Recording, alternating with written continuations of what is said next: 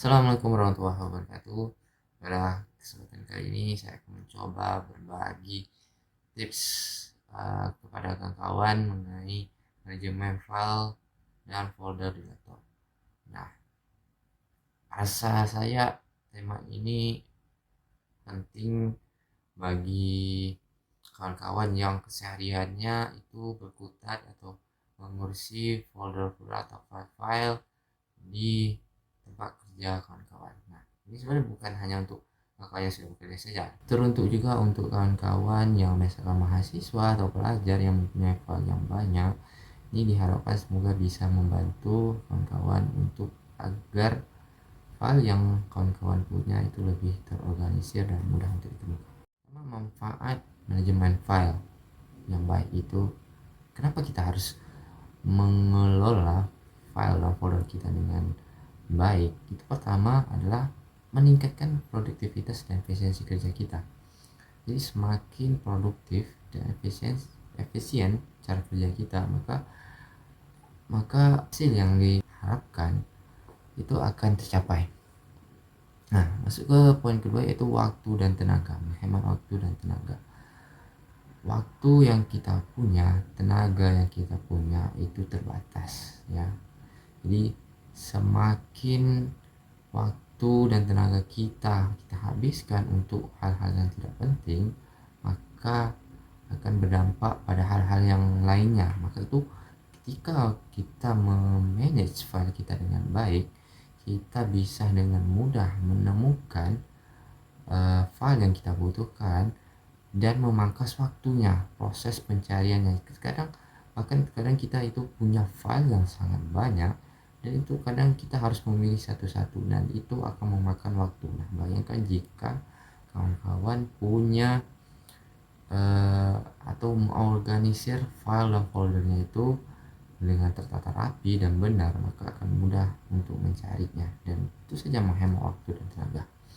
Terus ya, mempermudah pencarian file juga tentu, dan mengurangi resiko kehilangan data. Nah, ini terkadang kalau filenya itu sudah banyak sekali dan namanya, bahkan kita kadang sering memberi namanya itu asal-asal saja, dan kita ya bisa jadi resikonya itu kehilangan data karena kita menghapus data atau file yang sebenarnya penting, tapi kita memberi nama yang asal-asal saja. Jadi kita tidak sadar bahwa kita sedang menghapus file yang penting tersebut. Jadi ini salah satu manfaat dari manajemen file yang baik.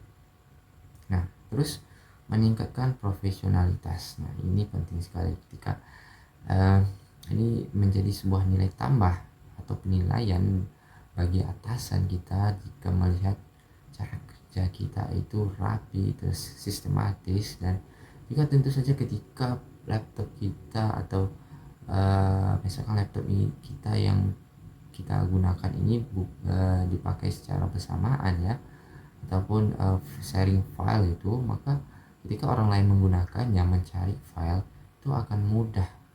Jadi orang tersebut tidak perlu kebingungan mencari file apa saja, karena kita sudah menyusun file folder tersebut berdasarkan kategori-kategori yang mudah dipahami. Nah, itu salah satu meningkatkan profesionalitas kita. Nah, tips mengelola file dan folder, ya. Ini tips pertama itu gunakan penamaan file yang jelas dan deskriptif. Nah, pemberian nama file ini sangat penting sekali. Yang sampai kita memberi nama file itu asal-asalan saja. Nah, misalkan kita memberi nama file itu AAA saja, ABC 1 2 3, itu sebaiknya dihindari, atau memang jangan pernah dilakukan hal seperti itu. Sebaiknya kita memberi nama berdasarkan berdasarkan judul, ya, judul file tersebut. Nah, itu akan mudah untuk ditemukan. Misalkan contoh, kita punya file mengenai surat. Nah, surat itu bisa kita awali dengan nama filenya itu misalkan jenis filenya, jenis suratnya itu tentang apa. Nah, itu kita bisa memberi nama tersebut, sehingga ketika kita mencari filenya itu, kita sudah tahu bahwa file itu benar-benar file yang memang kita butuhkan. Nah, kedua itu membuat struktur folder yang logis dan struktur. Nah, ini strukturnya ini hal yang sangat penting ya.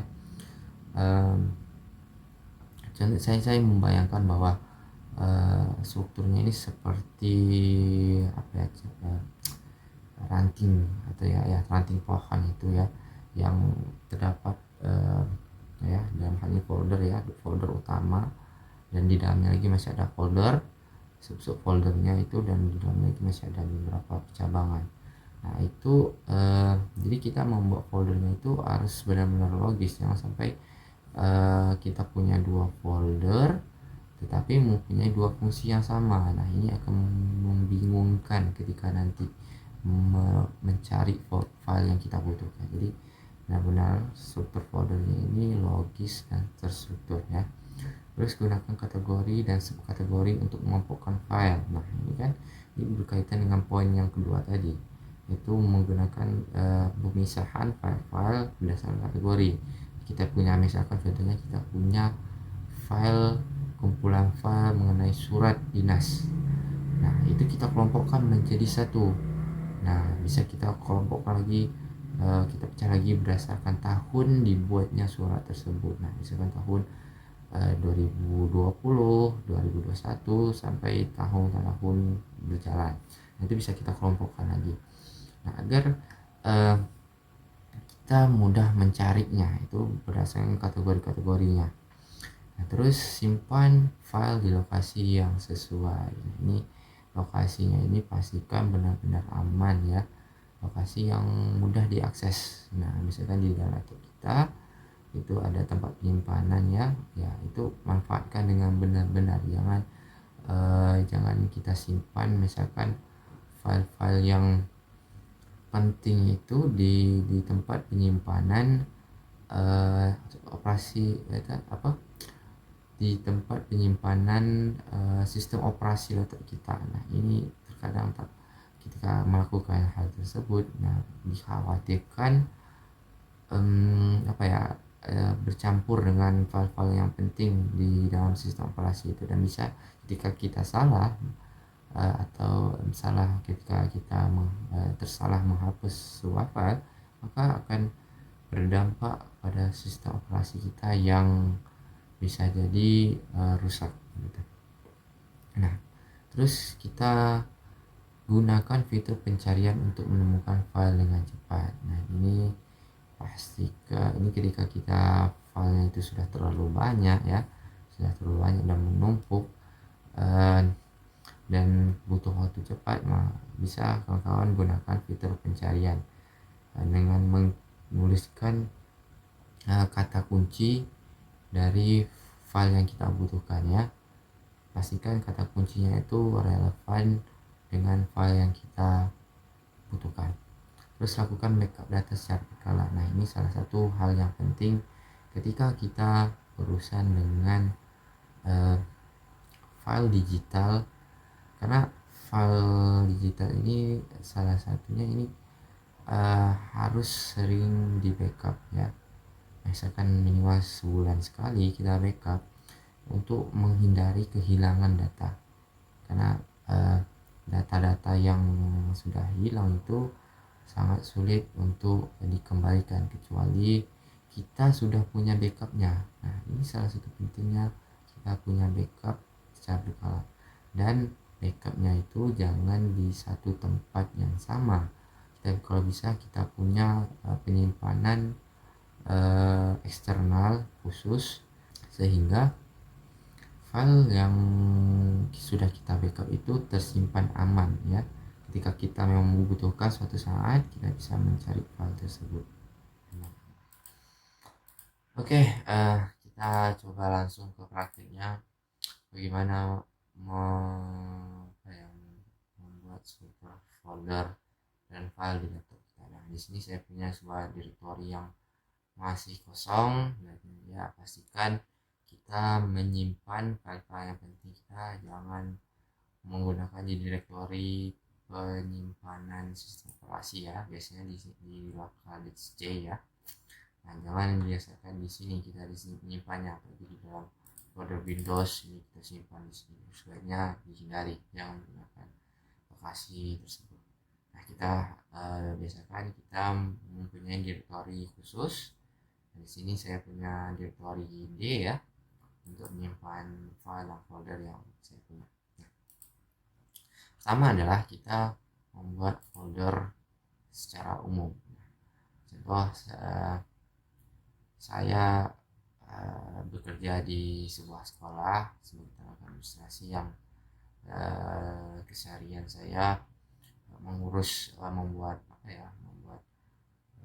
surat-surat, membuat laporan keuangan, dan membuat administrasi kepegawaian. Nah, itu adalah pekerjaan utama saya. Jadi saya mempunyai sebuah folder utama dari 3 pekerjaan utama saya. Nah, di sini saya akan coba membuat dulu ya folder mengenai misalkan laporan keuangan. Nah, laporan keuangan di sini. Ini adalah folder utamanya. Misalkan kawan-kawan masih ada lagi yang lain, misalkan tentang administrasi pegawaian, kita buat nama foldernya lebih umum ya, kepegawaian. Nah, jadi kawan bisa masuk lagi buat beberapa folder yang lebih umum. Jadi contoh misalkan kita laporan keuangan ini kan lebih umum, kita masuk ke yang lebih spesifik lagi. Nah, laporannya biasanya kita sesuaikan dengan aktivitas pekerjaan kita sehari-hari. Nah, misalkan kita bisa membagi laporan keuangan itu berdasarkan sumber dananya dari mana, itu kita bisa buat lebih spesifik lagi sehingga kita memudahkan untuk mencarinya. Misalkan laporan keuangan, kita di sini kita buat berdasarkan kategori, berdasarkan sumber keuangannya, sumber dari uang berasal. Misalkan ini asalnya misalkan kita pisahkan dari dana APBN, nah, bisa kita pisahkan seperti ini juga.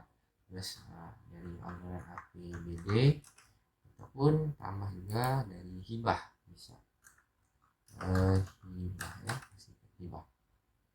Nah, misalkan kawan-kawan ini kan biasa laporan keuangan ini kan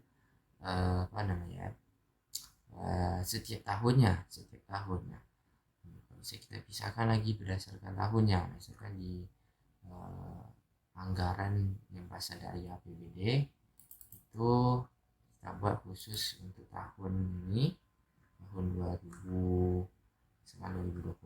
Nah, kita buat jadi di dalamnya ini kita masukkanlah file yang penting, file yang berkaitan dengan laporan keuangan yang berasal dari anggaran APBD untuk tahun 2024. Nah, kita bisa masukkan di sini file yang kita punya. Misalkan misalkan tentang perencanaannya itu kita masukkan, bukti-bukti pengeluarannya kita masukkan di sini. Nah, kalau merasa perlu membuat folder lagi, silahkan buat, tapi harus ingat bahwa jangan sampai terlalu banyak membuat folder ya, maksimal 5 saja kita membuat foldernya agar mudah untuk mencari file yang kita butuhkan. Dan ini tips lagi adalah dari saya ketika ingin mencari file yang kita butuhkan. Misalkan di sini saya contohkan saja berdasarkan mencari folder ya. Mencari folder, anggaplah kita di sini punya banyak folder dan kita harus mencari folder tersebut. Kalau kita mencari satu-satu itu akan menyulitkan sekali.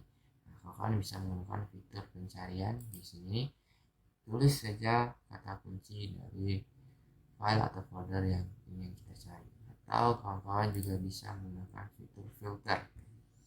Nah, filternya ini bisa banyak jenisnya berdasarkan apa. Misalnya kita ingin mencari berdasarkan nama, kita bisa urutkan dari misalkan nama itu dari ini ya, nama foldernya bisa kita urutkan dari misalkan dari A ke Z atau sebaliknya Z ke A, itu bisa kita sesuaikan. Nah, bisa kita klik di sini kan, berubah susunannya dari A dulu baru H, sebaliknya dari H dulu baru ke A. Nah, itu bisa kita sesuaikan. Atau kita mencari pada mengurutkan file atau folder itu berdasarkan tanggal dibuatnya atau berdasarkan tipe file tersebut, kita bisa mengurutkannya itu.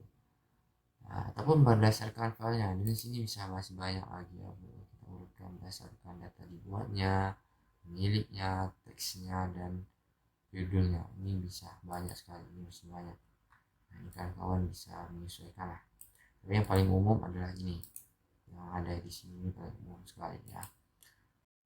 Sekian video kali ini, saya harap video kali ini bermanfaat bagi kawan-kawan, dan semoga setelah kawan-kawan melihat video ini tidak kesulitan lagi ketika menyusun file dan folder yang kawan-kawan miliki, dan diharapkan kawan-kawan produktivitas lebih produktif lagi dan lebih efisien lagi dalam kerja.